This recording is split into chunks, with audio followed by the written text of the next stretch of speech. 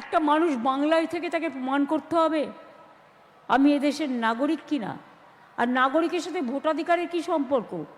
আমি এখানে থাকি, আমি পড়ি, আমার জন্ম, আমার ঠিকানা, আমার অস্তিত্ব, আমার অস্মিতা, আমার ভাষা, আমার ভালোবাসা।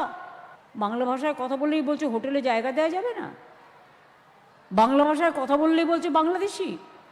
আরে একসময় তো ইন্ডিয়া 1947-এ তো দেশ ভাগ হয়, তখন তো তিনটে দেশই একসাথে ছিল।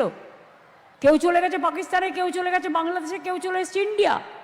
তারপরে 1971 সাল আপনাদের মনে আছে, ইন্দিরাজি আর মুজিবের চুক্তি অনুযায়ী যারা 71-এর মার্চ পর্যন্ত এসছে তারাও আজকে ইন্ডিয়ান নাগরিক।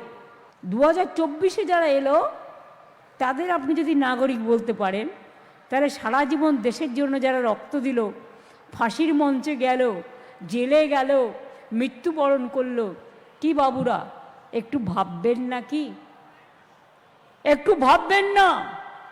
600 জন যদি ফাঁসির কণ্ঠে প্রাণ দেয়, 590 জন বাংলার আর 10 জন পাঞ্জাবের।